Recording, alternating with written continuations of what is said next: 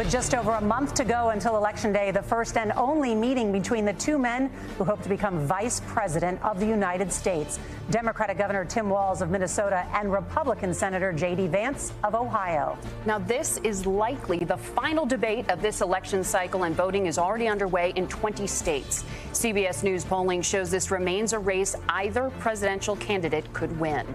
The CBS News vice presidential debate starts now. Fight for every single vote, and we're going to take this country back. And we are ready to continue to build the future together. We're going to turn this whole country red with President Donald J. Trump's leadership.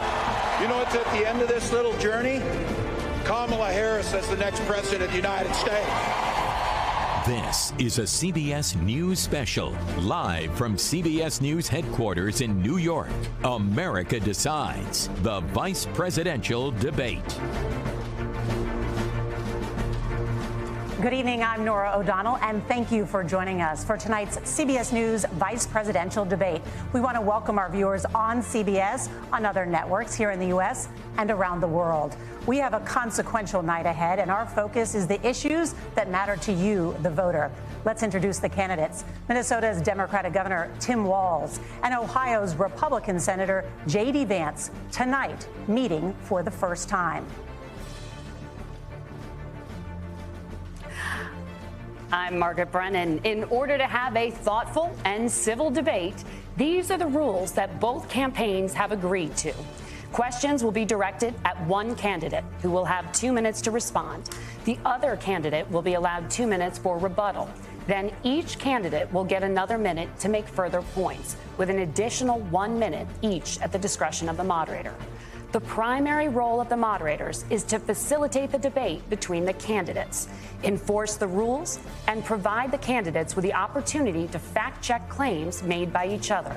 CBS News reserves the right to mute the candidates' microphones to maintain decorum. We have not shared the questions or topics with the campaigns. The stage is set. Governor, Senator, thank you for joining us. Let's get started. Tonight, our country is facing several unfolding crises. The Middle East is on the brink of war. Americans are suffering from the catastrophic impact of Hurricane Helene. And now a labor strike as 25,000 dock workers from Maine to Texas are picketing. We're going to begin tonight with the Middle East. Margaret. Thank you, Norah.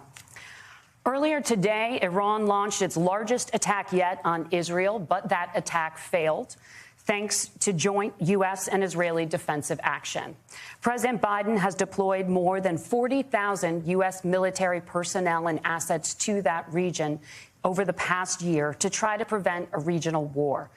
Iran is weakened, but the U.S. still considers it the largest state sponsor of terrorism in the world, and it has drastically reduced the time it would take to develop a nuclear weapon. It is down now to 1 or 2 weeks' time. Governor Walz, if you were the final voice in the Situation Room, would you support or oppose a preemptive strike by Israel on Iran? You have 2 minutes. Well, thank you. And thank you for those joining at home tonight. Let's keep in mind where this started. October 7th, Hamas terrorists massacred over 1,400 Israelis and took prisoners. Israel's ability to be able to defend itself is absolutely fundamental. Getting its hostages back, fundamental, and ending the humanitarian crisis in Gaza.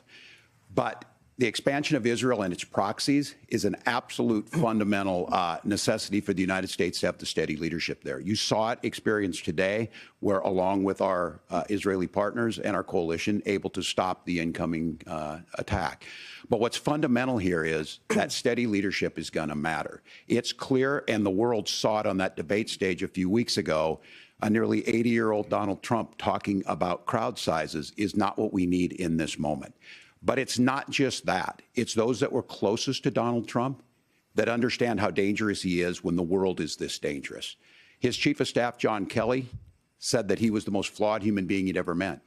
And both of his secretaries of defense and his national security advisors said he should be nowhere near the White House. Now, the person closest to them, Donald Trump, said he's unfit for the highest office. That was Senator Vance. What we've seen out of Vice President Harris is we've seen steady leadership. We've seen a calmness that is able to draw on the coalitions to bring them together, understanding that our allies matter. When our allies see Donald Trump turn towards Vladimir Putin, turn towards North Korea, when we start to see that type of fickleness around holding the coalitions together, we will stay committed. And as the vice president said today we will protect our forces and our allied forces, and there will be consequences. Governor, your time is up. Senator Vance, the same question. Would you support or oppose a preemptive strike by Israel on Iran? You have 2 minutes. So, Margaret, I want to answer the question. First of all, thanks, Governor. Thanks to CBS for hosting the debate. And thanks, most importantly, to the American people who are watching this evening and caring enough about this country to pay attention to this vice presidential debate. I want to answer the question, but I want to actually give an introduction to myself a little bit because I recognize a lot of Americans don't know who either one of us are. I was raised in a working-class family. My mother required food assistance for periods of her life. My grandmother required Social Security help to raise me, and she raised me in part because my own mother struggled with addiction for a big chunk of my early life. I went to college on the GI Bill after I enlisted in the Marine Corps and served in Iraq. And so I stand here asking to be your vice president with extraordinary gratitude for this country, for the American dream that made it possible for me to live my dreams. And most importantly, I know that a lot of you are worried about the chaos in the world and the feeling that the American dream is unattainable. I want to try to convince you tonight over the next 90 minutes that if we get better leadership in the White House, if we get Donald Trump back in the White House, the American dream is going to be attainable once again. Now, to answer this particular question, we have to remember that as much as Governor Walz just accused Donald Trump of being an agent of chaos, Donald Trump actually delivered stability in the world, and he did it by establishing effective deterrence. People were afraid of stepping out of line. Iran, which launched this attack, has received over $100 billion in unfrozen assets thanks to the Kamala Harris administration.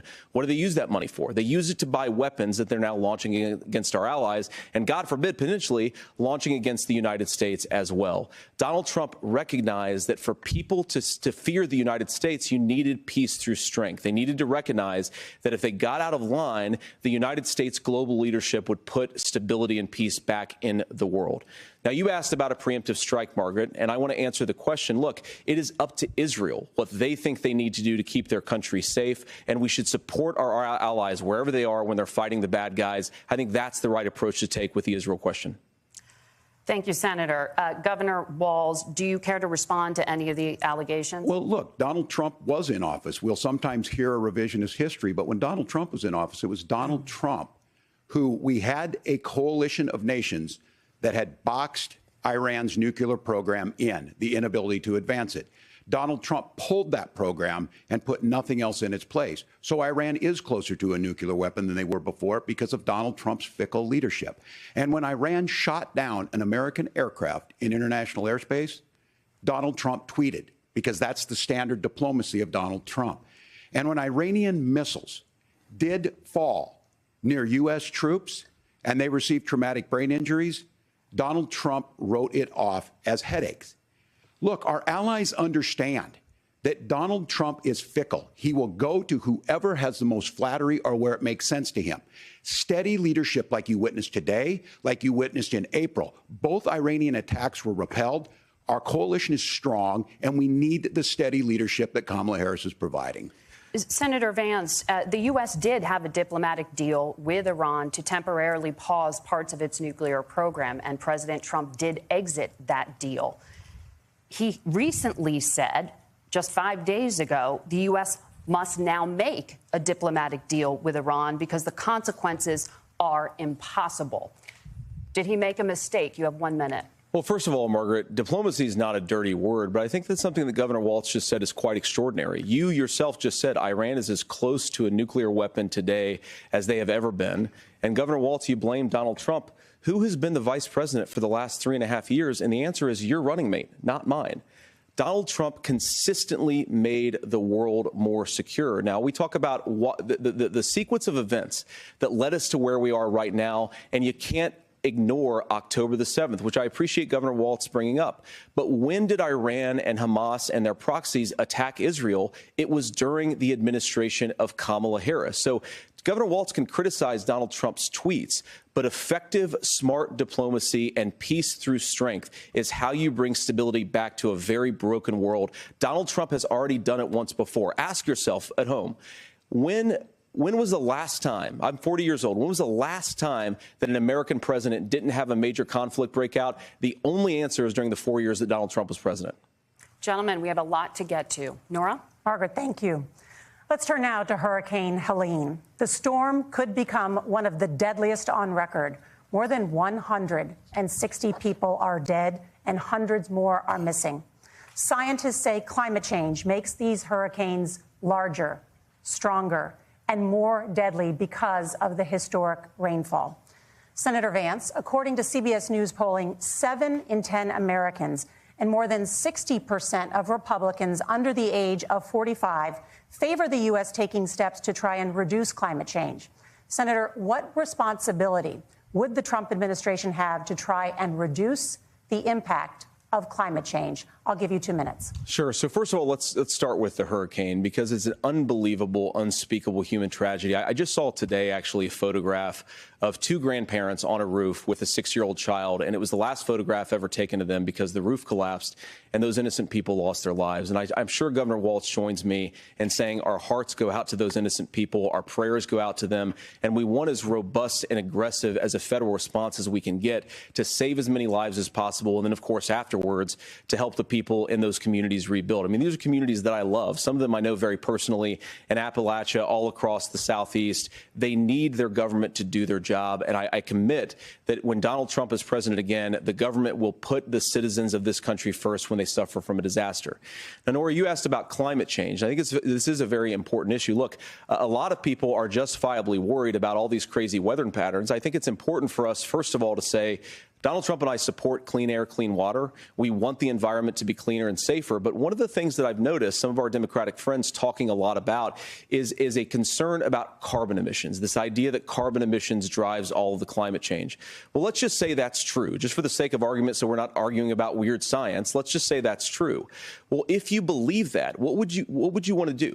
The answer is that you'd want to reshore as much American manufacturing as possible, and you'd want to produce as much energy as possible in the United States of America, because we're the cleanest economy in the entire world. What have Kamala Harris's policies actually led to? More energy production in China, more manufacturing overseas, more doing business in some of the dirtiest parts of the entire world. And when I say that, I mean the amount of carbon emissions they're doing per unit of economic output. So if we actually care about getting cleaner air and cleaner water, the best thing to do is to double down and invest in American workers and the American people. And unfortunately, Kamala Harris has done exactly the opposite.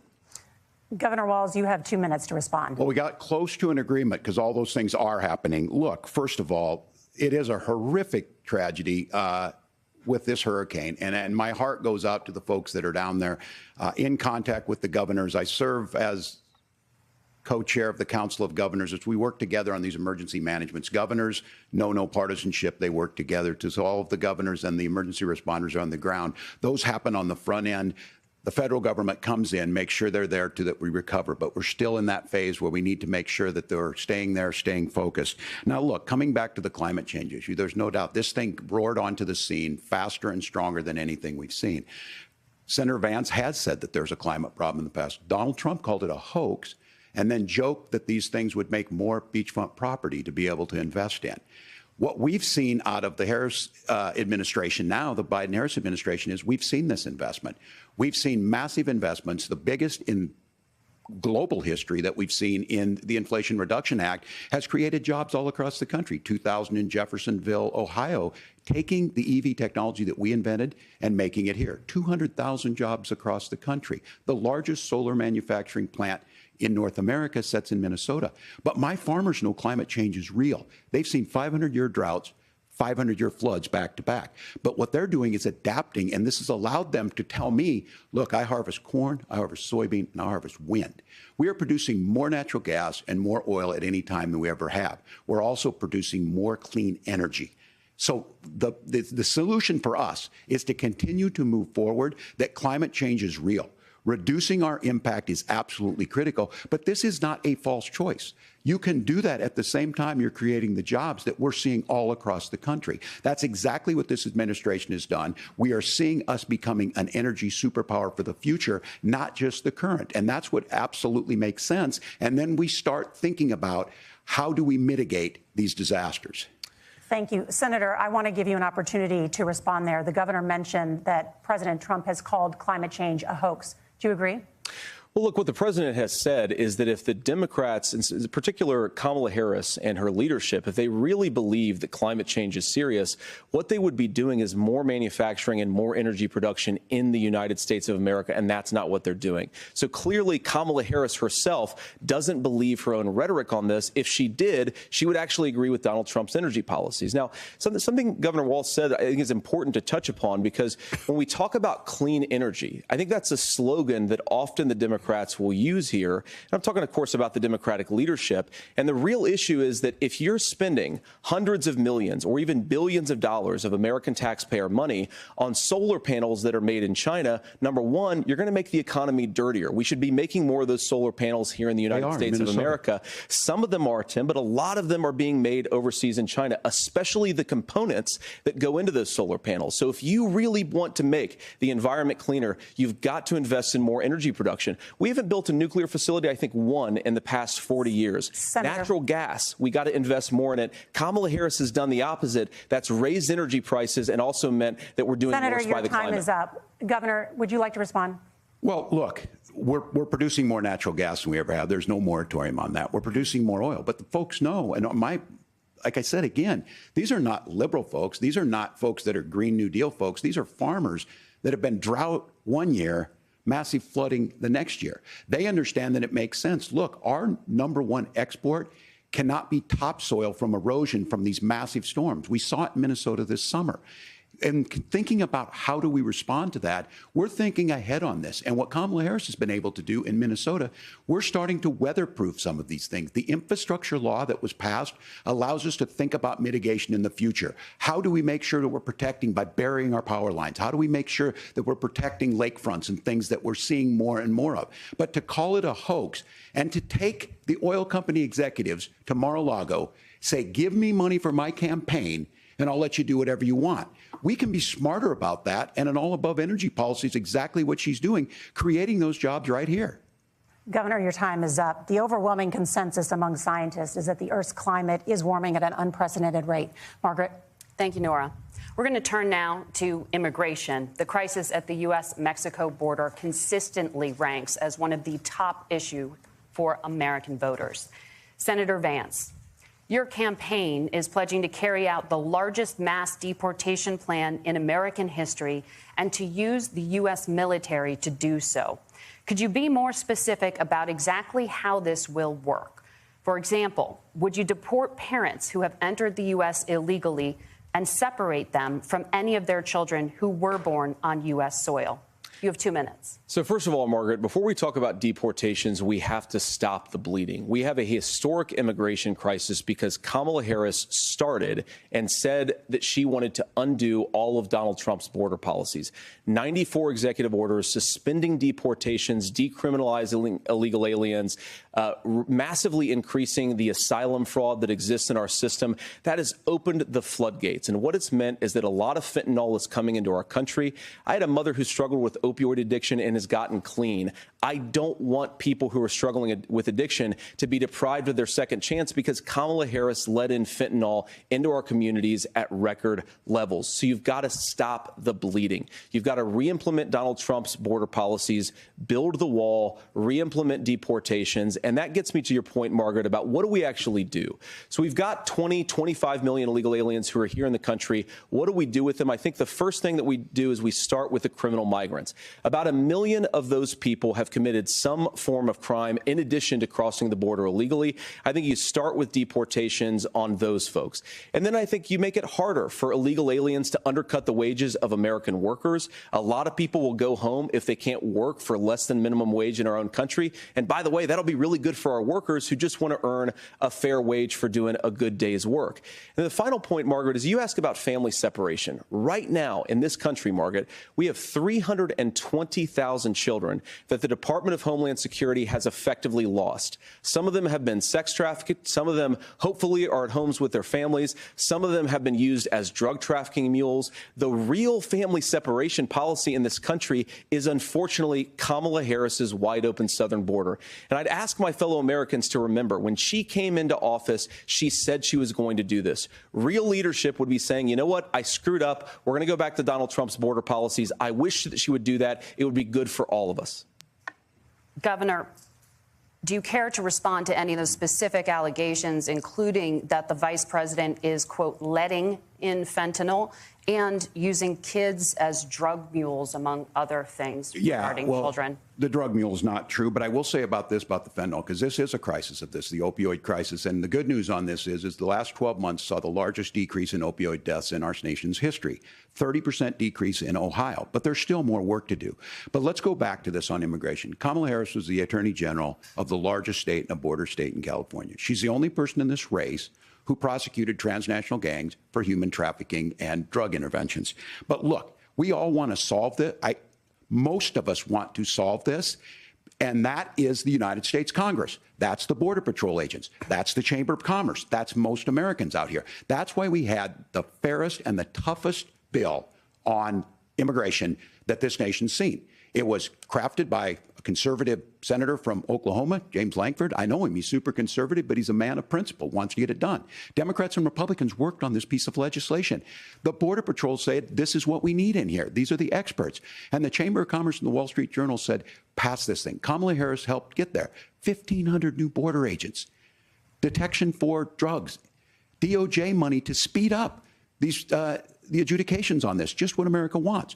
But as soon as I was getting ready to pass and actually tackle this, Donald Trump said no, told them to vote against it because it gives him a campaign issue. It gives him what would Donald Trump talk about if we actually did some of these things? And they need to be done by the legislature. You can't just do this through the executive branch. So look, we have the options to do this. Donald Trump had 4 years. He had 4 years to do this. And he promised you, America, how easy it would be. I'll build you a big, beautiful wall, and Mexico will pay for it. Less than 2% of that wall got built, and Mexico didn't pay a dime. But here we are again, 9 years after he came down that escalator, dehumanizing people and telling them what he was going to do. As far as the deportation plan, at one point, Senator Vance said it was so unworkable to be laughable. So that's where we're at. Pass the bill, she'll sign it. Governor, your time is up. Senator, the question was, will you separate parents from their children, even if their kids are U.S. citizens? You have 1 minute.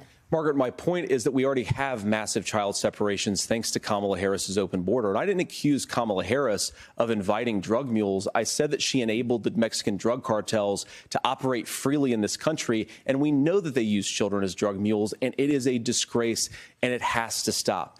Look, I think what Tim said just doesn't pass the smell test. For 3 years, Kamala Harris went out bragging that she was going to undo Donald Trump's border policy. She did exactly that. We had a record number of illegal crossings. We had a record number of fentanyl coming into our country. And now that she's running for president, or a few months before, she says that somehow she got religion and cared a lot about a piece of legislation. The only thing that she did when she became the vice president, when she became the appointed border czar, was to undo 94 Donald Trump executive actions that opened the border. This problem is leading to massive problems in the United States of America. Parents who can't afford health care, schools that are overwhelmed. It's got to stop, and it will when Donald Trump is president again. Senator, your time is up. Governor, what about our CBS News polling, which does show that a majority of Americans, more than 50%, support mass deportations? Look, we fix this issue with a bill that is necessary. But the issue on this is what happens when you don't want to solve it. You demonize it. And we saw this. And Senator Vance, and it surprises me on this, talking about and saying, I will create stories to bring attention to this. That vilified a large number of people who were here legally in the community of Springfield. The Republican governor said, it's not true. Don't do it. There's consequences for this. There's consequences. We could come together. Senator Lankford did it. We could come together and solve this if we didn't let Donald Trump continue to make it an issue. And the consequences in Springfield were the governor had to send state law enforcement to escort kindergartners to school. I believe Senator Vance wants to solve this, but by standing with Donald Trump and not working together to find a solution, it becomes a talking point. And when it becomes a talking point like this, we dehumanize and villainize other human beings. Tim, Governor, your time is up. Senator, I'll give you 1 minute, but let me just ask you the question first. The governor has made the point, and I think as a sitting lawmaker, you know that Congress controls the purse strings and any funding. So you have said repeatedly that Donald Trump would, through executive action, solve this. Do you disagree that Congress controls the purse strings and would need to support many of the changes that you would actually want to implement? You have 1 minute. Look, Margaret, first of all, the gross majority of what we need to do at the southern border is just empowering law enforcement to do their job. I've been to the southern border more than our borders are. Kamala Harris has been. And it's actually heartbreaking because the Border Patrol agents, they just want to be empowered to do their job. Of course, additional resources would help. But most of this is about the president and the vice president empowering our law enforcement to say, if you try to come across the border illegally, you've got to stay in Mexico. You've got to go back through proper channels.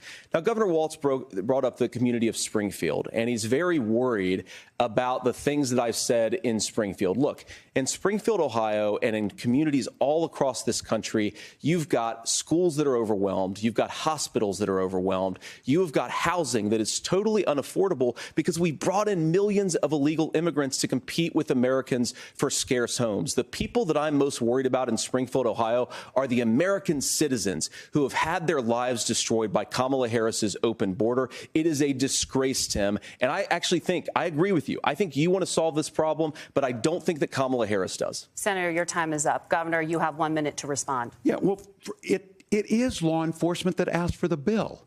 They helped craft it. They're the ones that supported it. That's because they know we need to do this. Look, this issue of continuing to bring this up, of not dealing with it, of blaming migrants for everything.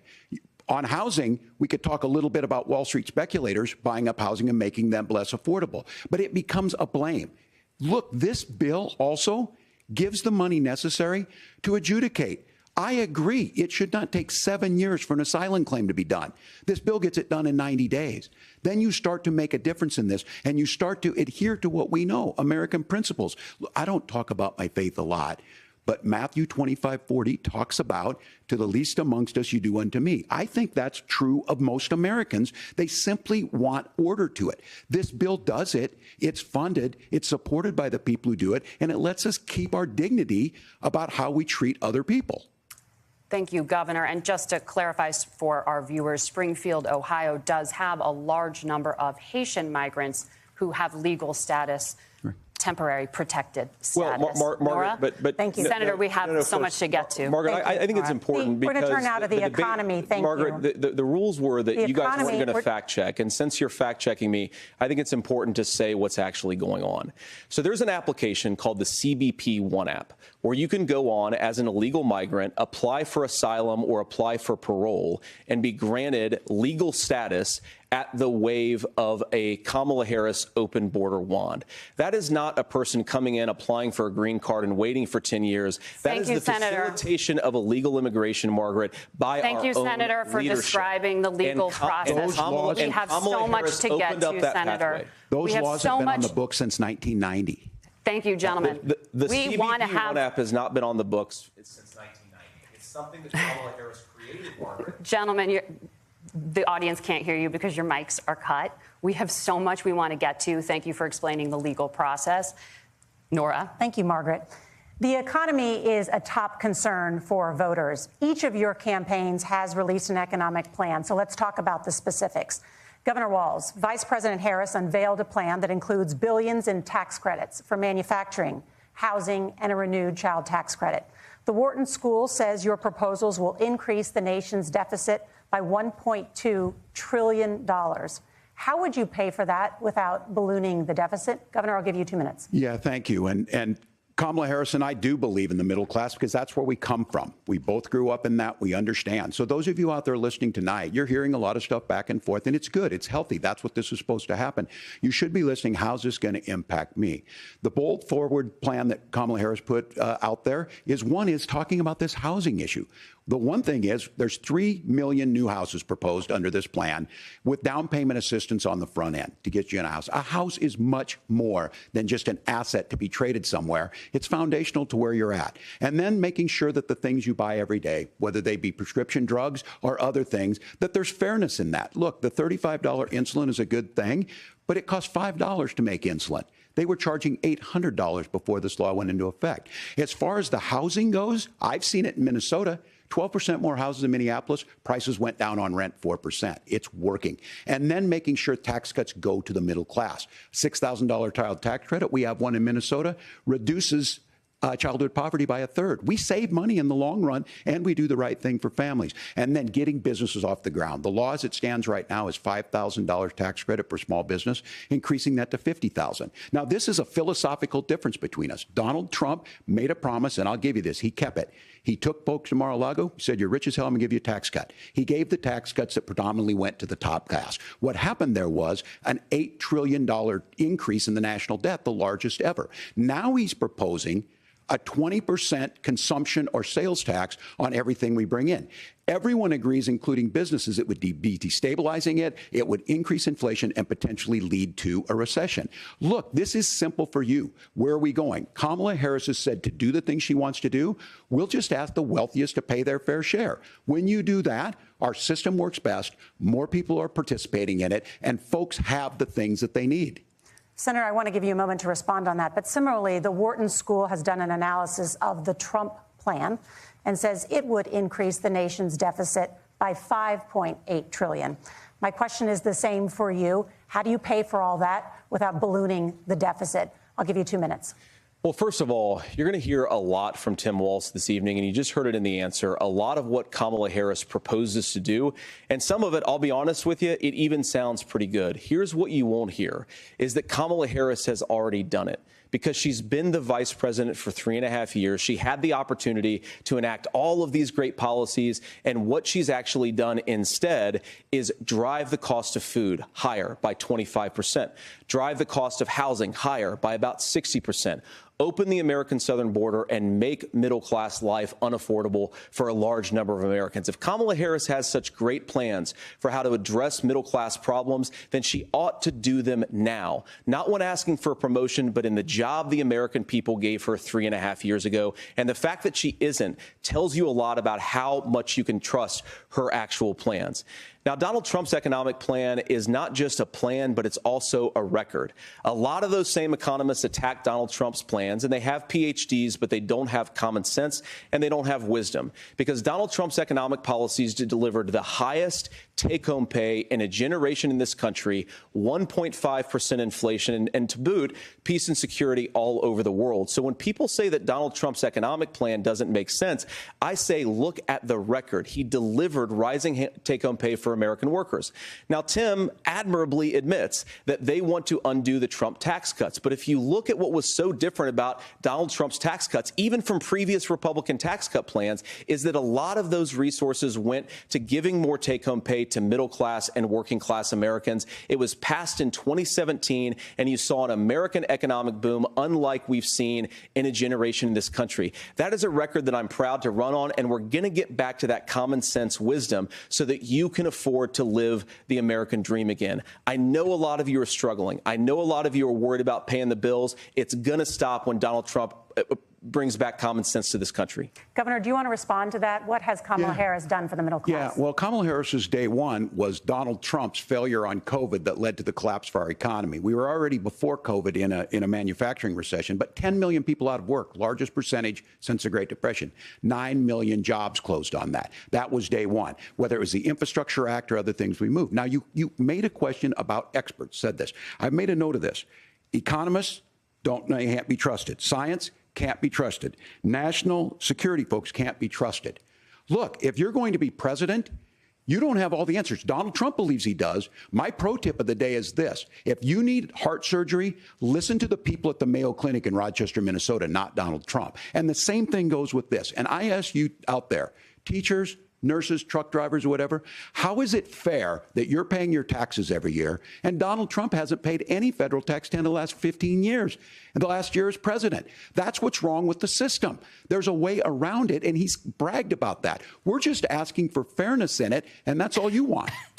You have a minute. Governor, you say trust the experts. But those same experts for 40 years said that if we shipped our manufacturing base off to China, we'd get cheaper goods. They lied about that. They said if we shipped our industrial base off to other countries, to Mexico and elsewhere, it would make the middle class stronger. They were wrong about that. They were wrong about the idea that if we made America less self-reliant, less productive in our own nation, that it would somehow make us better off, and they were wrong about it. And for the first time in a generation, Donald Trump had the wisdom and the courage to say to that bipartisan consensus, we're not doing it anymore. We're bringing American manufacturing back. We're unleashing American energy. We're going to make more of our own stuff. And this isn't just an economic issue. I mean, I've got 3 beautiful little kids at home, 7, 4, and 2, and I love them very much, and I hope they're in bed right now. But look, so many of the drugs, the pharmaceuticals that we put in the bodies of our children are manufactured by nations that hate us. This has to stop, and we're not going to stop it by listening to experts. We're going to stop it by listening to common sense wisdom, which is what Donald Trump governed on. Senator, your time is up. Governor Walz, can you address that? I mean, voters say they trust Donald Trump on the economy more. Why? Well, if you're listening tonight and you want billionaires to get tax cuts, you heard what the numbers were. Look, I'm a union guy on this. I'm not a guy who wanted to ship things overseas, but I understand that, look, we produce soybeans and corn. We need to have fair trading partners. That's something that we believe in. I think the thing that most concerns me on this is Donald Trump was the guy who created the largest trade deficit in American history with China.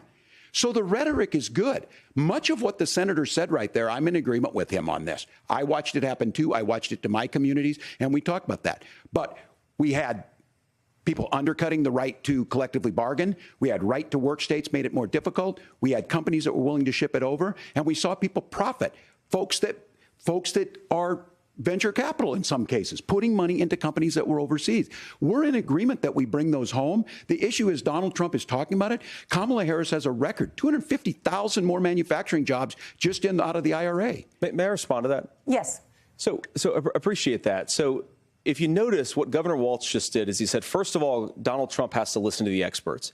And then when he acknowledged that the experts screwed up, he said, well, Donald Trump didn't do nearly as good of a job as the statistics show that he did. So what Tim Walz is doing, and I honestly, Tim, I think you got a tough job here, because you've got to play whack-a-mole. You've got to pretend that Donald Trump didn't deliver rising take-home pay, which of course he did. You've got to pretend that Donald Trump didn't deliver lower inflation, which of course he did. And then you've simultaneously got to defend Kamala Harris's atrocious economic record, which has made gas, groceries, and housing unaffordable for American citizens. I was raised by a woman who would sometimes go into medical debt so that she could put food on the table in our household. I know what it's like to not be able to afford the things that you need to afford. We can do so much better. To all of you watching, we can get back to an America that's affordable again. We just got to get back to common sense economic principles. I hope we have a conversation on health care then. Senator, Governor. Please. Thank you. Margaret? We have a lot to get to ahead, gentlemen, on many topics. But right now, I want to talk about personal qualifications. The vice president is often the last voice the president hears before making consequential decisions. We want to ask you about your leadership qualities. Governor Walz, you said you were in Hong Kong during the deadly Tiananmen Square protests in the spring of 1989. But Minnesota Public Radio and other media outlets are reporting that you actually didn't travel to Asia until August of that year.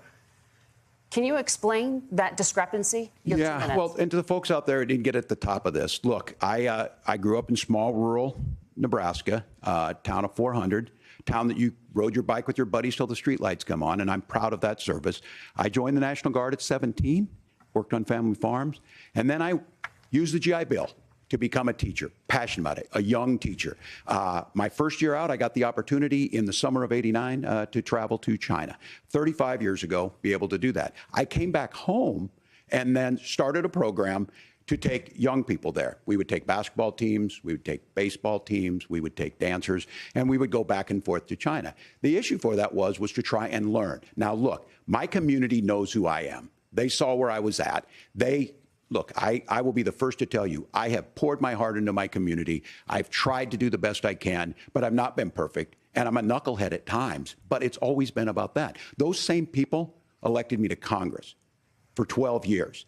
And in Congress, I was one of the most bipartisan people, working on things like farm bills that we got done, working on veterans benefits. And then the people of Minnesota were able to elect me to governor twice. So look, my commitment has been from the beginning to make sure that I'm there for the people, to make sure that I get this right. I will say more than anything, many times I will talk a lot. I will get caught up in the rhetoric. But being there, the impact it made, the difference it made in my life, I learned a lot about China. I hear the critiques of this. I would make the case that Donald Trump should have come on one of those trips with us. I guarantee you he wouldn't be praising Xi Jinping about COVID. And I guarantee you he wouldn't start a trade war that he ends up losing. So this is about trying to understand the world. It's about trying to do the best you can for your community. And then it's putting yourself out there and letting your folks understand what it is. My commitment, whether it be through teaching, which I was good at, or whether it was being a good soldier or was being a good member of Congress, those are the things that I think are the values that people care about.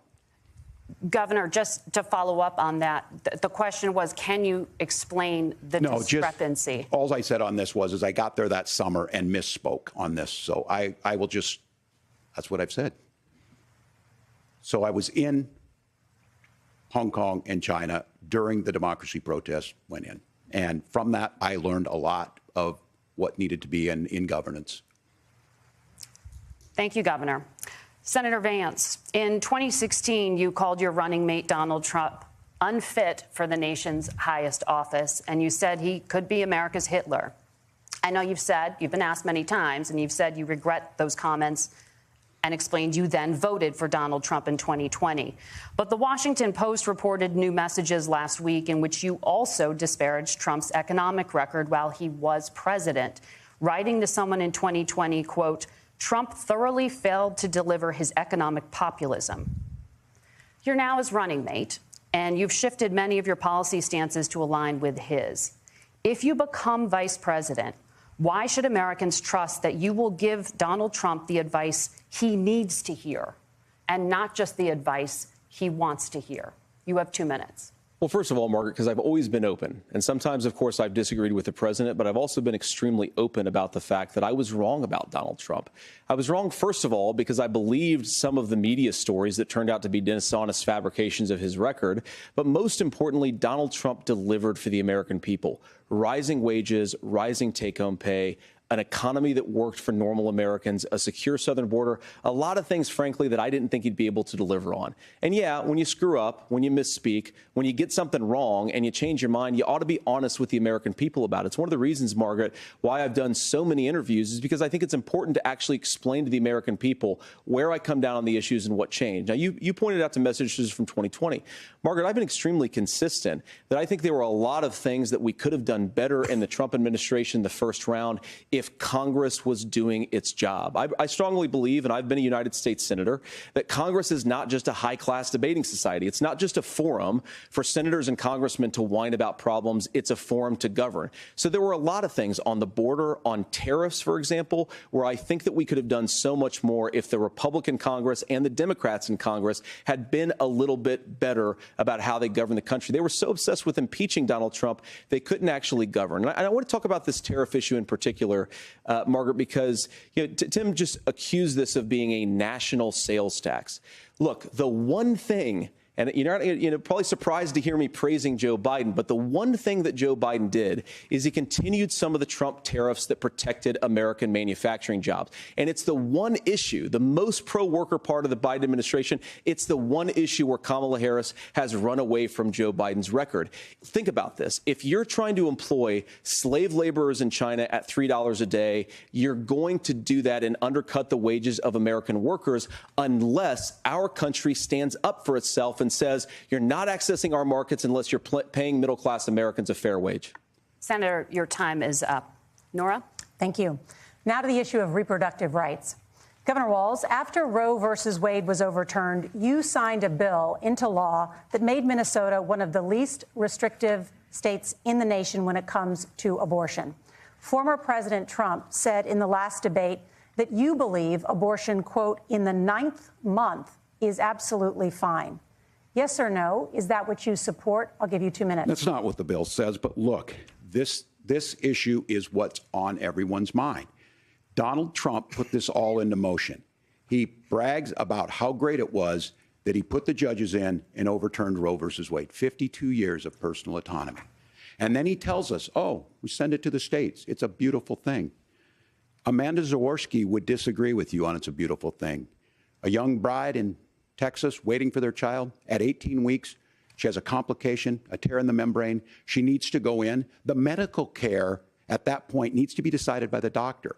And that would have been an abortion. But in Texas, that would have put them in legal jeopardy. She went home, got sepsis, nearly dies, and now she may have difficulty having children.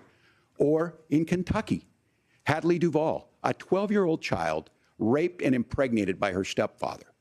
Those are horrific. Now, when God asked about that, Senator Vance said 2 wrongs don't make a right. There is no right in this. So in Minnesota, what we did was restore Roe versus Wade. We made sure that we put women in charge of their health care. But look, this is not where, if you don't know Amanda or a Hadley, you soon will. Their Project 2025 is going to have a registry of pregnancies. It's going to make it more difficult, if not impossible, to get contraception and limit access, if not eliminate access to infertility treatments. For so many of you out there listening, me included, infertility treatments are why I have a child. That's nobody else's business, but those things are being proposed. And the catch-all on this is, well, the states will decide what's right for Texas might not be right for Washington. That's not how this works. This is basic human right. We have seen maternal mortality skyrocket in Texas, outpacing many other countries in the world. This is about health care. In Minnesota, we are ranked first in health care for a reason. We trust women. We trust doctors. Senator, do you want to respond to the governor's claim? Will you create a federal pregnancy monitoring agency? No, Nora, certainly we won't. And I want to talk about this issue because I know a lot of Americans care about it, and I know a lot of Americans don't agree with everything that I've ever said on this topic. And, you know, I grew up in a working class family in a neighborhood where I knew a lot of young women who had unplanned pregnancies and decided to terminate those pregnancies because they feel like they didn't have any other options. And, you know, one of them is actually very dear to me. And I know she's watching tonight, and I love you. And she told me something a couple years ago that she felt like if she hadn't had that abortion, that it would have destroyed her life because she was in an abusive relationship. And I think that what I take from that as a Republican who proudly wants to protect innocent life in this country, who proudly wants to protect the vulnerable, is that my party, we've got to do so much better of a job at earning the American people's trust back on this issue where they frankly just don't trust us. And I think that's one of the things that Donald Trump and I are endeavoring to do. I want us as a Republican Party to be pro-family in the fullest sense of the word. I want us to support fertility treatments. I want us to make it easier for moms to afford to have babies. I want it to make it easier for young families to afford a home so they can afford a place to raise that family. And I think there's so much that we can do on the public policy front just to give women more options.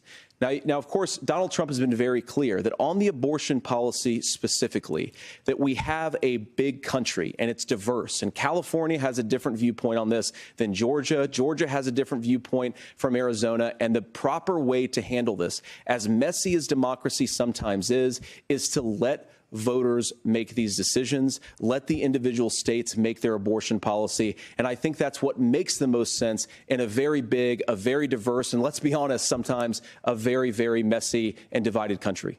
Governor, would you like to respond and also answer the question about restrictions? Yeah, well, the question got asked and Donald Trump made the accusation that wasn't true about Minnesota. Well, let me tell you about this idea that there's diverse states.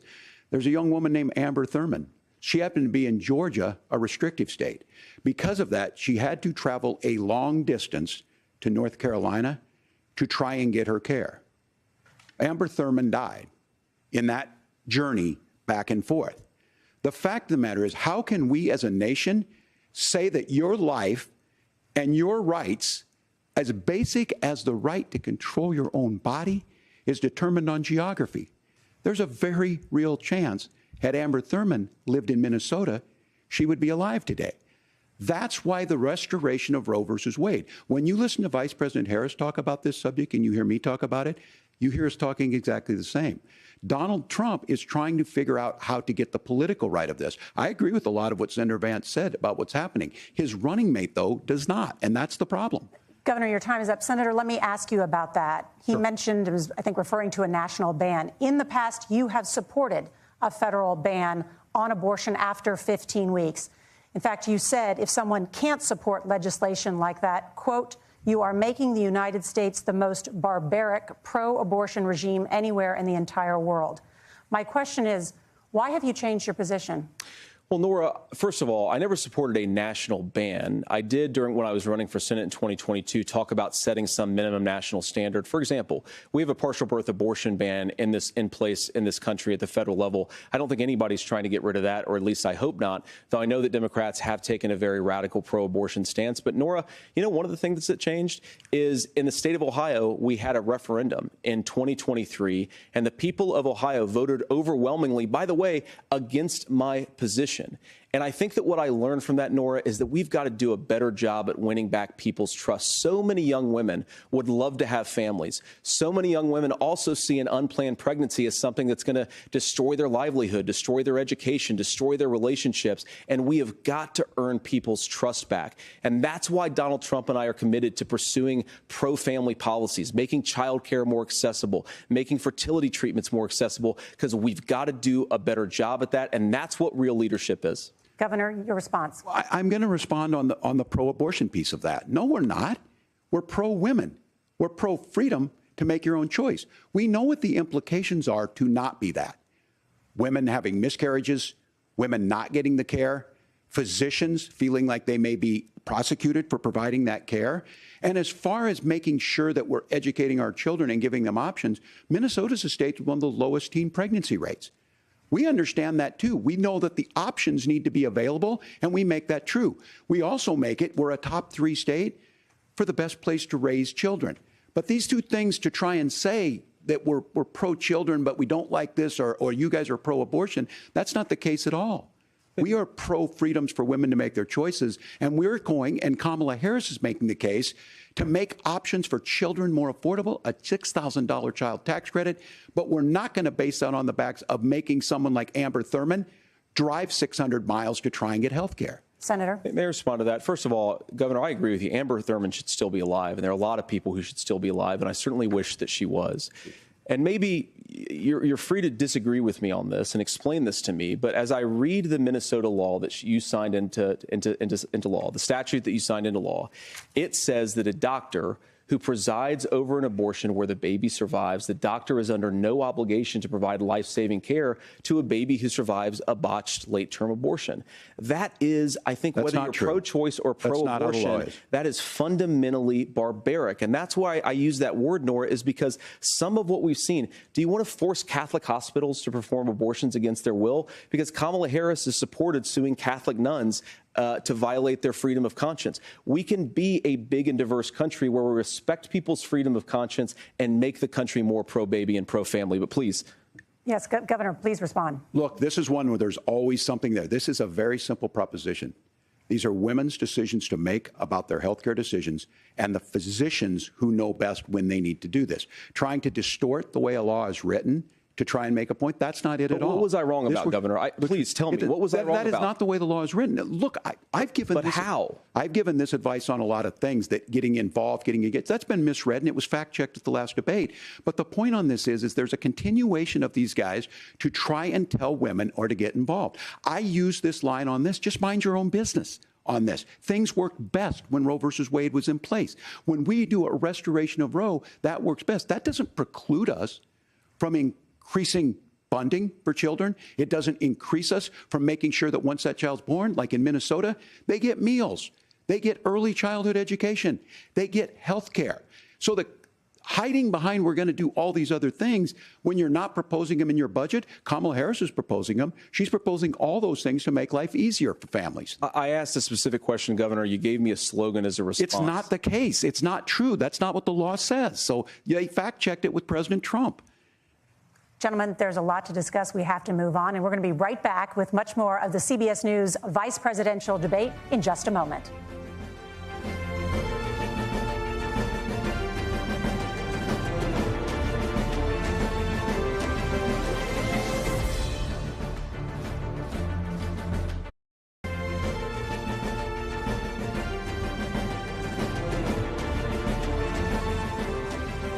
Welcome back to the CBS News vice presidential debate. We want to turn now to America's gun violence epidemic. The leading cause of death for children and teens in America is by firearms. Senator Vance, you oppose most gun legislation that Democrats claim would curb gun violence. You oppose red flag gun laws and legislation to ban certain semi-automatic rifles, including AR-15s. So let me ask you, earlier this year, for the first time, the parents of a school shooter were convicted of involuntary manslaughter and sentenced to 10 years in prison. Do you think holding parents responsible could curb mass shootings? I'll give you 2 minutes. Yeah, well, Nora, on that particular case, I don't know the full details, but I certainly trust local law enforcement and local authorities to make those decisions. I think in some cases the answer is going to be yes, and in some cases the answer is going to be no. And the details really matter here, of course. For example, if a kid steals a gun, that's going to be different than if a parent hands over a gun knowing that their kid is potentially dangerous. But look, I want to just sort of speak as a father of 3 beautiful little kids, and our oldest is now in 2nd grade. And like a lot of parents, we send our kids to school with such hope and such joy and such pride at their little faces on the first day of school. And we know, unfortunately, that a lot of kids are going to experience this terrible epidemic of gun violence. And of course, our hearts go out to the families that are affected by this terrible stuff. And we do have to do better. And I think that Governor Walz and I actually probably agree that we need to do better on this. The question is just, how do we actually do it? Now, here's something that really bothers me and worries me about this epidemic of violence. The gross majority, close to 90% in some of the statistics I've seen, of the gun violence in this country is committed with illegally obtained firearms. And while we're on that topic, we know that thanks to Kamala Harris's open border, we've seen a massive influx in the number of illegal guns run by the Mexican drug cartels. So that number, the amount of illegal guns in our country is higher today than it was 3.5 years ago. But what do we do about the schools? What do we do to protect our kids? And I think the answer is, and I say this not loving the answer, because I don't want my kids to go to school in a school that feels unsafe or where there are visible signs of security. But I unfortunately think that we have to increase security in our schools. We have to make the doors lock better. We have to make the doors stronger. We've got to make the windows stronger. And of course, we've got to increase school resource officers, because the idea that we can magically wave a wand and take guns out of the hands of bad guys, it just doesn't fit with recent experience. So we've got to make our schools safer. And I think we've got to have some common sense bipartisan solutions for how to do that. Governor, you have 2 minutes. Well, I think all the parents watching tonight, this is your biggest nightmare. Look, I got a 17-year-old, and he witnessed a shooting at a community center playing volleyball. Those things don't leave you. As a member of Congress, I sat in my office surrounded by dozens of the Sandy Hook parents, and they were looking at my 7-year-old picture on the wall. Their 7-year-old were dead, and they were asking us to do something. And look, I'm a hunter. I own firearms. The vice president is. We understand that the Second Amendment is there, but our first responsibility is to our kids to figure this out. In Minnesota, we've enacted enhanced red flag laws, enhanced background checks, and we can start to get data. But here's the problem. If we really want to solve this, we've got folks that won't allow research to be even done on gun violence. And this idea that we should just live with it, here's what I do think, that this is a good start to the conversation. I 100% believe that Senator Vance hates it when these kids, it's abhorrent and it breaks your heart. I agree with that.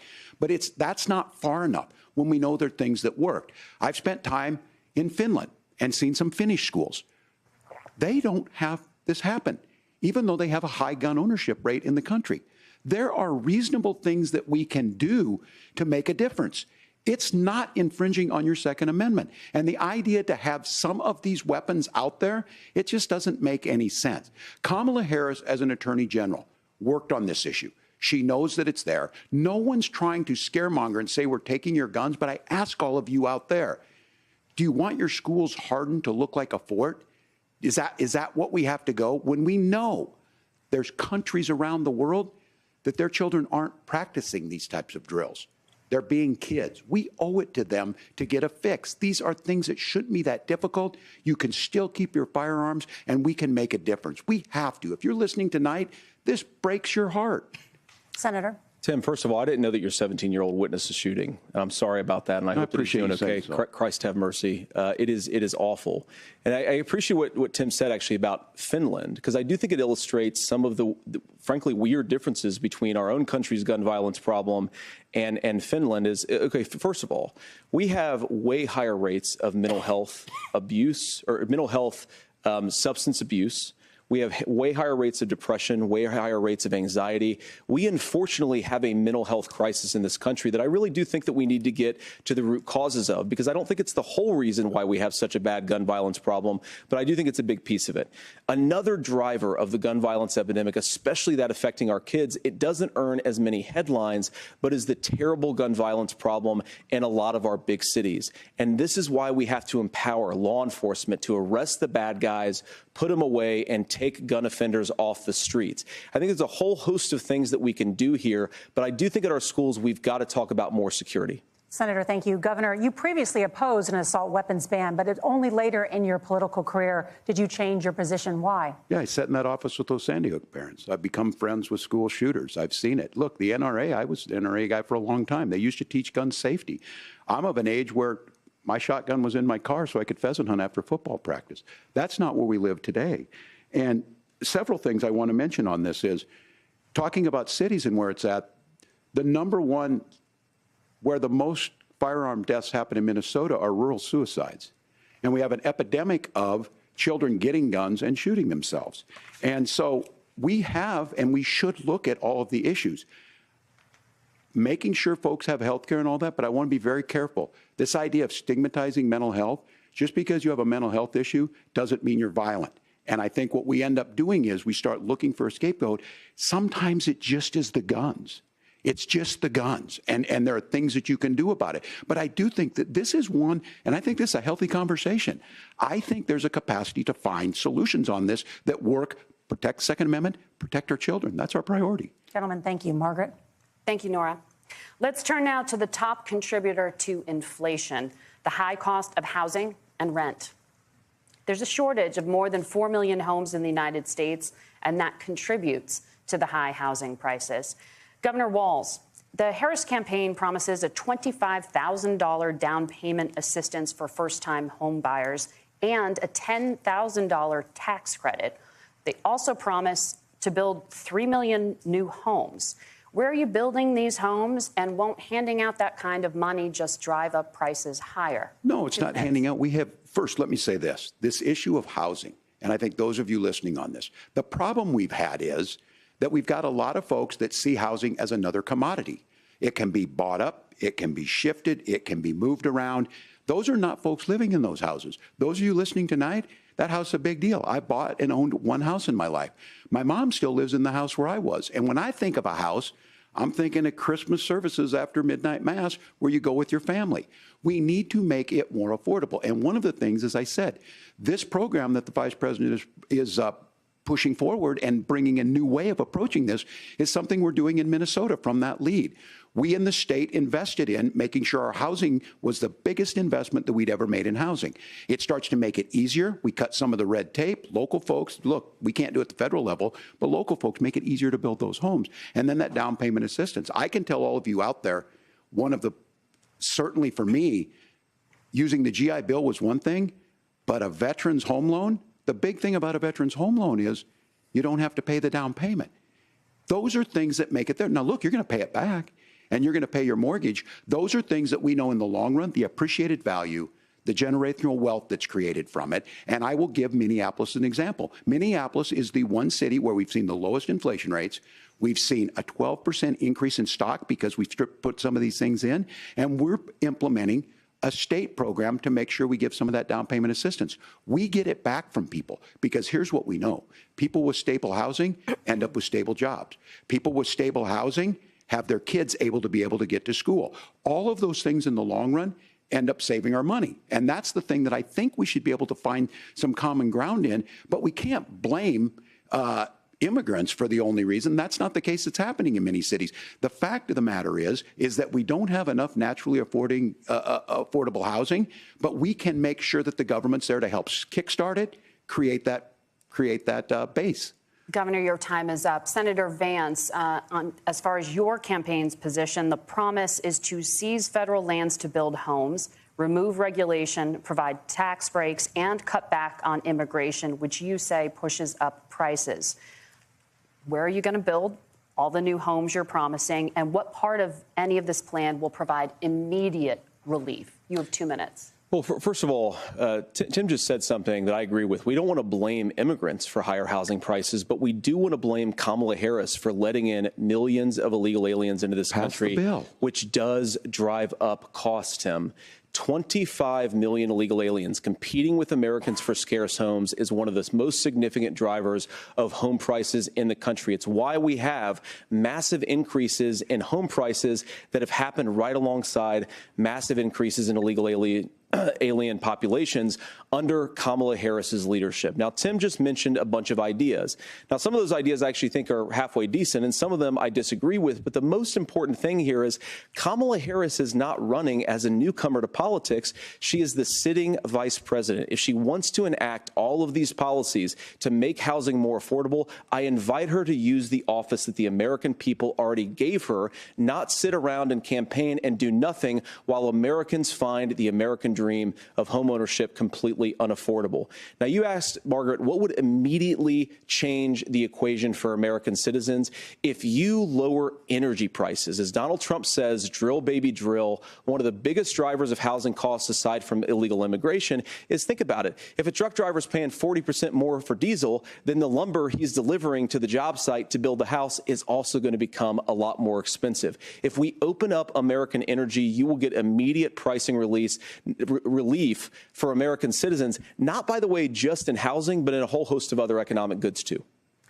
Senator Vance, you still have 23 seconds there. Do you want to answer? Can I have it? Where, Governor, we will get to you in a moment. But, Senator, where are you going to seize the federal lands? Can you clarify? Well, what Donald Trump has said is we have a lot of federal lands that aren't being used for anything. They're not being used for a national park. They're not being used, and they could be places where we build a lot of housing. And I do think that we should be opening up building in this country. We have a lot of land that could be used. We have a lot of Americans that need homes. We should be kicking out illegal immigrants who are competing for those homes, and we should be building more homes for the American citizens who deserve to be here. Senator, your time is up. Governor, I do want to let you respond to the allegation that the vice president is letting in Well, of course, that's not true. And again, you have the facts. I guess we agreed not to fact check. I'll check it. That, look, crossings are down compared to when Donald Trump left office. But it's, again, blaming and not trying to find the solution. I was going to ask, though, on this question, are we going to drill and build houses in the same federal land? And I think when people hear federal lands, these are really important pieces of land. Now, Minnesota doesn't have a lot of federal lands. I know in the western part of the countries we do. There's not a lot of federal lands in and around Minneapolis, for example. So the issue is I don't understand the federal lands issue unless we see this, and I worry about this as someone who cares deeply about our national parks and our federal lands. Look, Minnesota, we protect these things. We've got about 20% of the world's fresh water. These lands protect. They're there for a reason. They belong to all of us. But again, this is when you view housing and you view these things as commodities. Like, there's a chance to make money here. Let's take this federal land and let's sell it to people for that. I think there's better ways to do this. We've seen it in Minnesota. We're able to refurbish some of these houses. We're able to make some investments. That gets people in. And I'm still on the fact on this. Economists, Senator Vance, you said you don't like the economists. Which economists are saying that it is immigrants that's adding to the cost? Governor, your time is up. But Senator, on that point, I'd like for you to clarify. There are many contributing factors to high housing costs. What evidence do you have that migrants are part of this problem? Well, there's a Federal Reserve study that we're happy to share after the debate. We'll put it up on social media, actually, that really drills down on the connection between increased levels of migration, especially illegal immigration, and higher housing prices. Now, of course, Margaret, that's not the entire driver of higher housing prices. It's also the regulatory regime of Kamala Harris. Look, we are a country of builders. We're a country of doers. We're a country of explorers. But we increasingly have a federal administration that makes it harder to develop our our resources, makes it harder to build things, and wants to throw people in jail for not doing everything exactly as Kamala Harris says they have to do. And what that means is that you have a lot of people who would love to build homes who aren't able to build homes. I actually agree with Tim Walz. We should get out of this idea of housing as a commodity. But the thing that has most turned housing into a commodity is giving it away to millions upon millions of people who have no legal right to be here. What are the federal regulations? I deal with this as a governor. You can very quickly reply. I'm sorry. I get this as a governor, and I don't necessarily disagree with that in some cases, many of those are local, many of them are state. I don't know which ones are federal, but I think whenever we talk regulations, people think they can get rid of them. I think you want to be able to get out of your house in a fire. I think you want to make sure that it's fireproof and those types of things. So which are the regulations? Because the vice president's not responsible for those. Congress writes those. Governor, thank you. Gentlemen, we have a lot to get to. You're passionate about the housing crisis, I can tell. But Nora? Thank you. One of the top problems facing Americans is the high cost of health care. Senator Vance, at the last presidential debate, former President Trump was asked about replacing the Affordable Care Act. In response, he said, "I have concepts of a plan." Since then, Senator, you've talked about changing how chronically ill Americans get health insurance. Can you explain how that would work? And can you guarantee that Americans with pre-existing conditions won't pay more? I'll give you 2 minutes. Well, of course, we're going to cover Americans with pre-existing conditions. In fact, a lot of my family members have gotten health care. I believe, members of my family actually got private health insurance, at least for the first time, switched off of Medicaid onto private insurance for the first time under Donald Trump's leadership. And I think that, a lot of people have criticized this concepts of a plan remark. Look, it's very simple common sense. I think as Tim Walz knows from 12 years in Congress, you're not going to propose a 900-page bill standing on a debate stage. It would bore everybody to tears, and it wouldn't actually mean anything because part of this is the give and take of bipartisan negotiation. Now, when Donald Trump was actually president, and again, he has a record to be proud of, prescription drugs fell in 2018 for the first time in a very long time. Under Kamala Harris's leadership, prescription drugs are up about 7%. Under Donald Trump's entire 4 years, they were up about 1.5%.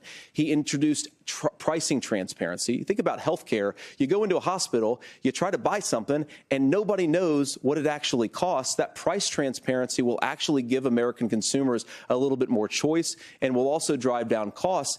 And we talked about, the reinsurance regulations is what I was talking about. Look, Donald Trump has said that if we allow states to experiment a little bit on how to cover both the chronically ill but the non-chronically ill, it's not just a plan. He actually implemented some of these regulations when he was president of the United States. And I think you can make a really good argument that it salvaged Obamacare, which was doing disastrously until Donald Trump came along. And I think this is an important point about President Trump. Of course, you don't have to agree with everything that President Trump has ever said or ever done. But when Obamacare was crushing under the weight of its own regulatory burden and health care costs, Donald Trump could have destroyed the program. Instead, he worked in a bipartisan way to ensure that Americans had access to affordable care. It's not perfect, of course, and there's so much more that we can do. But I think that Donald Trump has earned the right to put in place some better health care policies. He's earned it because he did it successfully the first time. Governor? All right, here's where being an old guy gives you some history. I was there at the creation of the ACA. And the reason it was so important is I come from a major healthcare state, home of the Mayo Clinic, home to Medical Alley, 3M, Medtronic, all of those. We understand healthcare. It's why we're ranked first on affordability and accessibility and quality of healthcare. And so what I know is under Kamala Harris, more people are covered than they have before. And those of you listening, this is critical to you. Now, Donald Trump all of a sudden wants to go back and remember this. He ran on the first thing he was going to do on day one was to repeal Obamacare. On day one, he tried to sign an executive order to repeal the ACA. He signed on to a lawsuit to repeal the ACA, but lost at the Supreme Court. And he would have repealed the ACA had it not been for the courage of John McCain to save that bill. Now, fast forward, what that means to you is you lose your pre-existing conditions. If you're sitting at home and you got asthma, too bad. If you're a woman, probably not. Broke your foot during football, might kick you out. Your kids get kicked out when they're 26. Kamala Harris negotiated drug prices for the first time with Medicare. We have $10 drugs that will come online, the most common ones that'll be there. But look, this issue, and when Donald Trump said, I've got a concept of a plan, it cracked me up as a fourth grade teacher because my kids would have never given me that. But what Senator Vance just explained might be worse than a concept, because what he explained is pre-Obamacare. And I'll make this as simple as possible because I have done this for a long time. What they're saying is, if you're healthy, why should you be paying more? So what they're going to do is let insurance companies pick who they insure, because guess what happens? You pay your premium, it's not much. They figure they're not going to have to pay out to you. But those of you a little older, gray, got cancer, you're going to get kicked out of it. That's why the system didn't work. Kamala Harris will protect and enhance the ACA. Governor, thank you. Senator, you have not yet explained how you would protect people with pre-existing conditions or laid out that plan. Well, look, we currently have laws and regulations in place right now that protect people with pre-existing conditions. We want to keep those regulations in place, but we also want to make the health insurance marketplace function a little bit better. Now, what Governor Walz just said is actually not true. A lot of what happened, and the reason that Obamacare was crushing under its own weight, is that a lot of young and healthy people were leaving the exchanges. Donald Trump actually helped address that problem, and he did so in a way that preserved people's access to coverage who had pre-existing conditions. But again, something that these guys do is they make a lot of claims about if Donald Trump becomes president, all of these terrible consequences are going to ensue. But in reality, Donald Trump was president. Inflation was low. Take-home pay was higher. And he saved the very program from a Democratic administration that was collapsing and would have collapsed absent his leadership. He did his job, which is govern in a bipartisan way and get results, not just complain about problems, but actually solve them. Governor, did enrollment under the Affordable Care Act go up under the Trump administration? It's higher now that we've seen it go up. Look, people are using it. The system works. And the question about this of young people or whatever, that's the individual mandate piece of this. And Republicans fought tooth and nail saying, well, Americans should be free to do this. Well, then what happens is... So you think the individual mandate's a good idea? You shrink. I think the idea of making sure the risk pool is broad enough to cover everyone, that's the only way insurance works. When it doesn't, it collapses. You are asking pre-ACA where we get people out. Look, people know that they need to be on health care. People expect it to be there. And when we are able to make it, and we are making it this way, when we incentivize people to be in the market, when we help people who might not be able to afford it get there, and we make sure then when you get sick and old, it's there for you. Because I heard people say, well, I don't want to buy into Medicare or whatever. Good luck buying health care once you get past 70. So look, the ACA works. We can continue to do better. Kamala Harris did that. The way she made everything better was negotiating those 10 drugs on Medicare for the first time in American history. Thank you. Margaret? Can I address that? I apologize. We're out of time. We have a number of subjects to discuss. Margaret? Let's talk about families in America. There is a child care crisis in this country, and the United States is one of the very few developed countries in the world without a national paid leave program for new parents. Governor Walz, you said that if Democrats win both the White House and Congress, this is a day one priority for you. How long should employers be required to pay workers while they are home taking care of their newborns? You have 2 minutes. Yeah, well, that's negotiable, and that's what Congress worked. But here's what the deal is. Americans sitting out there right now, you may work for a big company. Look, we're home in Minnesota to some of the largest Fortune 500 companies. Kamala Harris knows that in California. Those companies provide paid family and medical leave. One is, I think they're moral and they think it's a good thing, but it also keeps their employees healthy. We in Minnesota passed a paid family and medical leave. You have a child, and I had to go back to work 5 days after my kids were born. This allows you to stay home a certain amount of time. What we know is that gets the child off to a better start, the family works better, we stay in their employers, we get more consistency in that. So Kamala Harris has made it a priority. We implemented it in Minnesota, and we see growth. That's how you become a pro-business state. But the negotiations on it, and here's the issue, those big companies are able to offer it. Those of you out there who don't have it, just imagine what happens if you get cancer or your child gets sick. We know what happens. You end up staying home. In some places, that means no paycheck because you've got no protection on that. This is the case of an economy that Donald Trump has set for the wealthiest amongst us. He's willing to give those tax breaks to the wealthiest. He's willing to say, bust those unions up, do whatever. What we're saying is the economy works best when it works for all of us. And so a paid family medical leave program, and I will tell you, go to the families or go to the businesses and ask them. As far as childcare on this, you have to take it at both the supply and the demand side. You can't expect the most important people in our lives to take either our children or our parents to get paid the least amount of money. And we have to make it easier for folks to be able to get into that business and then to make sure that folks are able to pay for that. We were able to do it in Minnesota, and I'm still telling you this. We were listed as the best state. We're still in crisis on this. A federal program of paid family and medical leave and help with this will enhance our workforce, enhance our families, and make it easier to have the children that you want.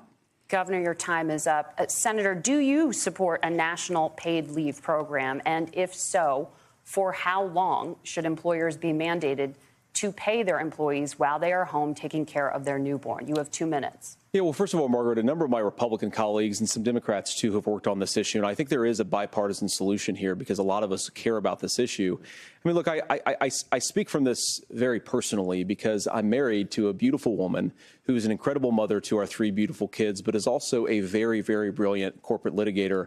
And I'm so proud of her. But being a working mom, even for somebody with all of the advantages of my wife, is extraordinarily difficult.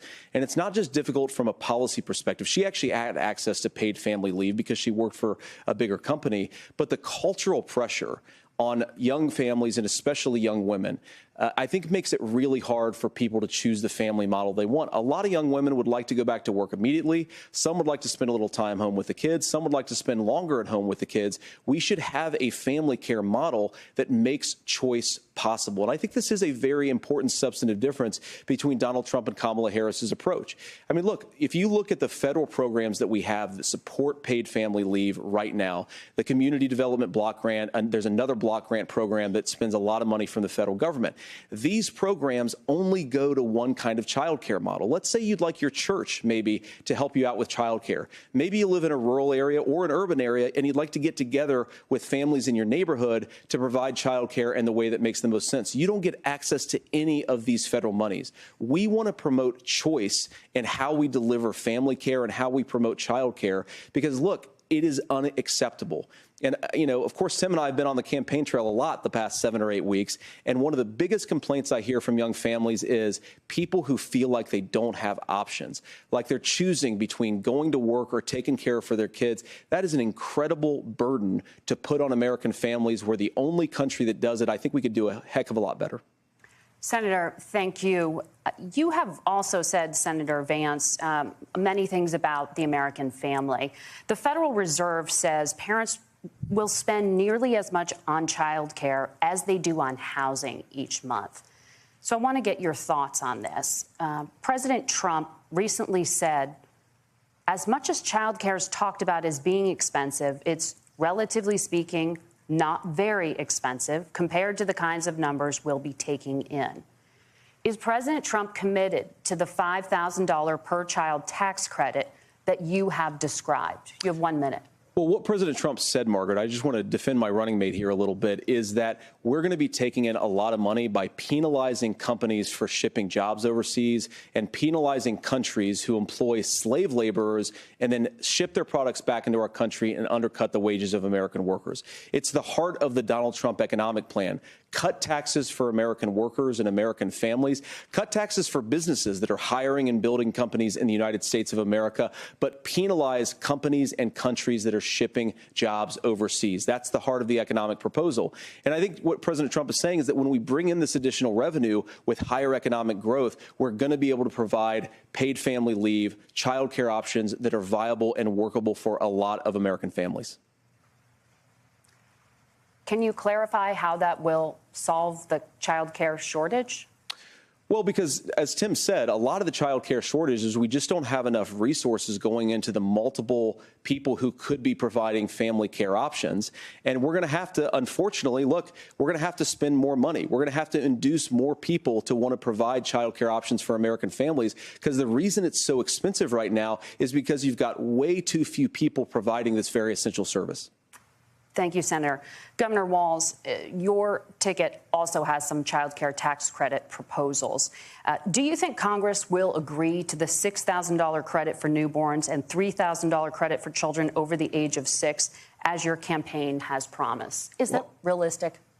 Well, if these members of Congress are listening to anybody, I can tell you, and this is the biggest issue. Everybody listening tonight knows. I mean, I'm sure they were shocked to hear it's not that expensive. And let's be clear, whether it's $5,000 or $6,000, that pays you about 3 or 4 months. Let's be clear of where we're at on this. It's because we got out of an imbalance on this. We thought we were going to get by not paying people. I don't think Senator Vance and I are that far apart. I'm not opposed to what he's talking about on options. We've done scholarships types of things. I think we need to be open to making the case.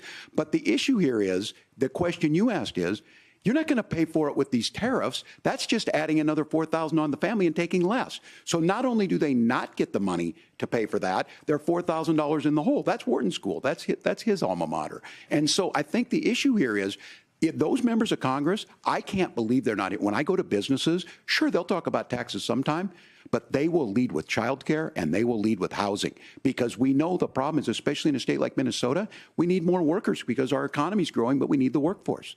Governor, thank you. We need to move on. Nora? Let's talk about the state of democracy, the top issue for Americans after the economy and inflation. After the 2020 election, President Trump's campaign and others filed 62 lawsuits contesting the results. Judges, including those appointed by President Trump and other Republican presidents, looked at the evidence and said there was no widespread fraud. The governors of every state in the nation, Republicans and Democrats, certified the 2020 election results and sent a legal slate of electors to Congress for January 6th. Senator Vance, you have said you would not have certified the last presidential election and would have asked the states to submit alternative electors. That has been called unconstitutional and illegal. Would you again seek to challenge this year's election results, even if every governor certifies the results? I'll give you 2 minutes. Well, Nora, first of all, I think that we're focused on the future. We need to figure out how to solve the inflation crisis caused by Kamala Harris's policies, make housing affordable, make groceries affordable, and that's what we're focused on. But I want to answer your question because you did ask it. Look, what President Trump has said is that there were problems in 2020, and my own belief is that we should fight about those issues, debate those issues peacefully in the public square, and that's all I've said, and that's all that Donald Trump has said. Remember, he said that on January the 6th, the protesters ought to protest peacefully. And on January the 20th, what happened? Joe Biden became the president. Donald Trump left the White House. And now, of course, unfortunately, we have all of the negative policies that have come from the Harris-Biden administration. I believe that we actually do have a threat to democracy in this country, but unfortunately, it's not the threat to democracy that Kamala Harris and Tim Walz want to talk about. It is the threat of censorship. It's Americans casting aside lifelong friendships because of disagreements over politics. It's big technology companies silencing their fellow citizens. And it's Kamala Harris saying that rather than debate and persuade her fellow Americans, she'd like to censor people who engage in misinformation. I think that is a much bigger threat to democracy than anything that we've seen in this country in the last 4 years, in the last 40 years. Now, I'm really proud, especially given that I was raised by 2 lifelong blue-collar Democrats, to have the endorsement of Bobby Kennedy Jr. and Tulsi Gabbard, lifelong leaders in the Democratic coalition. And of course, they don't agree with me and Donald Trump on every issue. We don't have to agree on every issue, but we're united behind a basic American First Amendment principle that we ought to debate our differences. We ought to argue about them. We ought to try to persuade our fellow Americans. Kamala Harris is engaged in censorship at an industrial scale. She did it during COVID. She's done it over a number of other issues. And that, to me, is a much bigger threat to democracy than what Donald Trump said when he said that protesters should peacefully protest on January the 6th. Governor? Well, I've enjoyed tonight's debate, and I think there was a lot of commonality here. And I'm sympathetic to misspeaking on things, and I think I might have with the senator. Me too, man. There's one though that this one is troubling to me, and I say that because I think we need to tell the story. Donald Trump refused to acknowledge this. And the fact is that I don't think we can be the frog in the pot and let the boiling water go up. He was very clear. I mean, he lost this election, and he said he didn't. 140 police officers were beaten at the Capitol that day, some with the American flag. Several later died. And it wasn't just in there. In Minnesota, a group gathered on the state Capitol grounds in St. Paul and said, we're marching to the governor's residence, and there may be casualties. The only person there was my son and his dog, who was rushed out crying by state police. That issue, and Mike Pence standing there as they were chanting, hang Mike Pence. Mike Pence made the right decision. So, Senator, it was adjudicated over and over and over. I worked with kids long enough to know, and I said as a football coach, sometimes you really want to win, but the democracy is bigger than winning an election. You shake hands, and then you try and do everything you can to help the other side win. That's what was at stake here. Now, the thing I'm most concerned about is the idea that imprisoning your political opponents, already laying the groundwork for people not accepting this. And a president's words matter. A president's words matter. People hear that. So I think this issue of settling our differences at the ballot box, shaking hands when we lose, being honest about it, but to deny what happened on January 6th, the first time in American history that a president or anyone tried to overturn a fair election and the peaceful transfer of power. And here we are 4 years later in the same boat. I will tell you this, that when this is over, we need to shake hands this election, and the winner needs to be the winner. This has got to stop. It's tearing our country apart. Margaret? Senator Vance, did you want to respond to that? Yeah, well, look, Tim, first of all, it's really rich for Democratic leaders to say that Donald Trump is a unique threat to democracy when he peacefully gave over power on January the 20th, as we have done for 250 years in this country. We are going to shake hands after this debate and after this election. And of course, I hope that we win, and I think we're going to win. But if Tim Walz is the next vice president, he'll have my prayers, he'll have my best wishes, and he'll have my help whenever he wants it. But we have to remember that for years in this country, Democrats protested the results of elections. Hillary Clinton in 2016 said that Donald Trump had the election stolen by Vladimir Putin because the Russians bought like $500,000 worth of Facebook ads. This has been going on for a long time. And if we want to say that we need to respect the results of the election, I'm on board. But if we want to say, as Tim Walz is saying, that this is just a problem that Republicans have had, I don't buy that. Governor. January 6th was not Facebook ads. And I think a revisionist history on this. Look, I don't understand how we got to this point. But the issue was that happened. Donald Trump can do it. And all of us say there's no place for this. It has massive repercussions. This idea that there's censorship to stop people from threatening to kill someone, threatening to do something, that's not censorship. Censorship is book banning. We've seen that. We've seen that brought up. I just think for everyone tonight, and I'm going to thank Senator Vance. I think this is the conversation they want to hear. And I think there's a lot of agreement. But this is one that we are miles apart on. This was a threat to our democracy in a way that we had not seen. And it manifested itself because of Donald Trump's inability to say. He is still saying he didn't lose the election. I would just ask that. Did he lose the 2020 election? Tim, I'm focused on the future. Did Kamala Harris censor Americans from speaking their mind in the wake of the 2020 COVID situation? That is a damning non-answer. It's a damning non-answer for you to not talk about censorship. Obviously, Donald Trump and I think that there were problems in 2020. We've talked about it. I'm happy to talk about it further. But you guys attack us for not believing in democracy. The most sacred right under the United States democracy is the First Amendment. You yourself have said there's no First Amendment right to misinformation. Kamala Harris wants to use the power of government and big tech to silence people from speaking their minds. That is a threat to democracy that will long outlive this present political moment. I would like Democrats and Republicans to both reject censorship. Let's persuade one another. Let's argue about ideas, and then let's come together afterwards. You can't yell fire in a crowded theater. That's the test. That's the Supreme Court test. Tim, fire in a crowded theater. You guys wanted to kick people off of Facebook for saying that toddlers shouldn't wear masks. Senator, the governor does have the floor. Fire in a crowded theater. That is criticizing the policies of the government, which is the right of every American. Senator, the governor does have the floor for 1 minute to respond to you. Yeah. Well, I don't run Facebook. What I do know is I see a candidate out there who refused, and now again, and this I'm pretty shocked by this. He lost the election. This is not a debate. It's not anything anywhere other than in Donald Trump's world. Because look, when Mike Pence made that decision to certify that election, that's why Mike Pence isn't on this stage. What I'm concerned about is, where is the firewall with Donald Trump? Where is the firewall if he knows he could do anything, including taking an election and his vice president's not going to stand to it. That's what we're asking you, America. Will you stand up? Will you keep your oath of office, even if the president doesn't? And I think Kamala Harris would agree. She wouldn't have picked me if she didn't think I would do that, because of course that's what we would do. So, America, I think you've got a really clear choice on this election of who's going to honor that democracy and who's going to honor Donald Trump. Governor, your time is up. Thank you, gentlemen. We will be right back with both of our candidates. The CBS News vice presidential debate continues.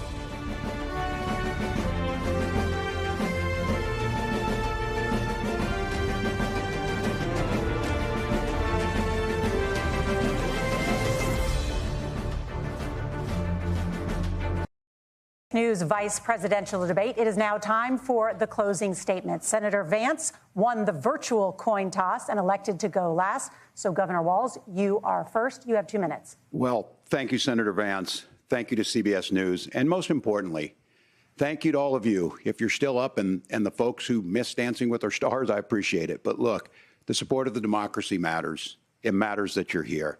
And I'm as surprised as anybody of this coalition that Kamala Harris has built, from Bernie Sanders to Dick Cheney to Taylor Swift, and a whole bunch of folks in between there. And they don't all agree on everything, but they are truly optimistic people. They believe in a positive future of this country, and one where our politics can be better than it is.